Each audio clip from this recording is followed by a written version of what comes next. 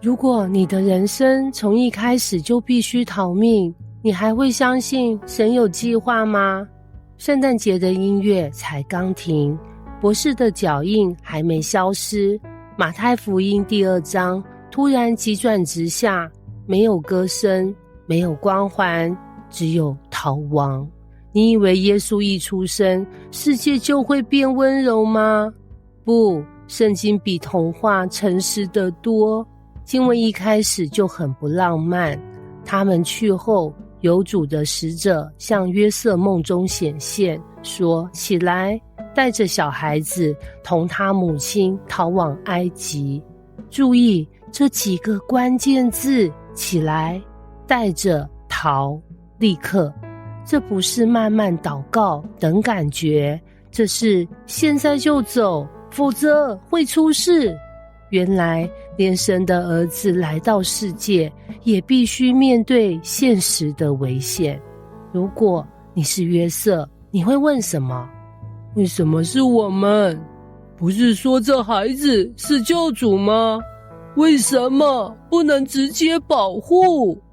但圣经一句抱怨都没有记录。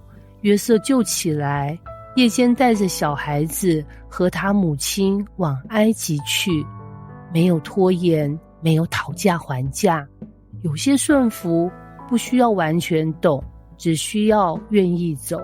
接着画面切回耶路撒冷，希律见自己被博士愚弄，就大大发怒。假王的情绪从来不是理性，是恐惧。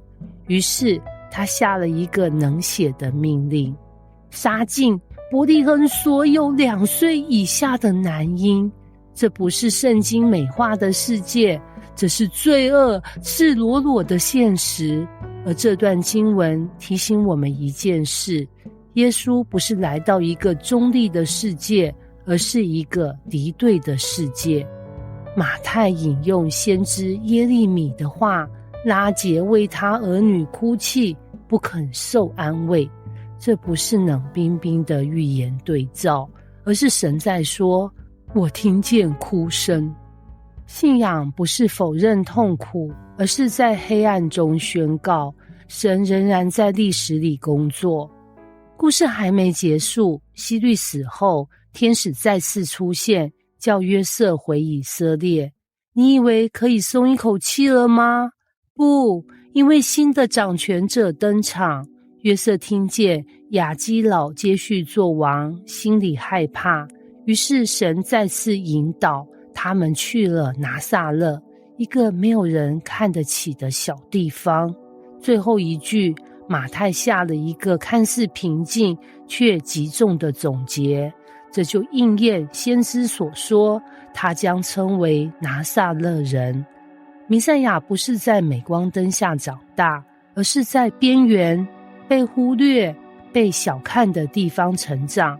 神不是只使用舞台中央，他也在使用你觉得不重要的岁月。耶稣的故事提醒我们，信心不保证平安无事，顺服有时是连夜出走。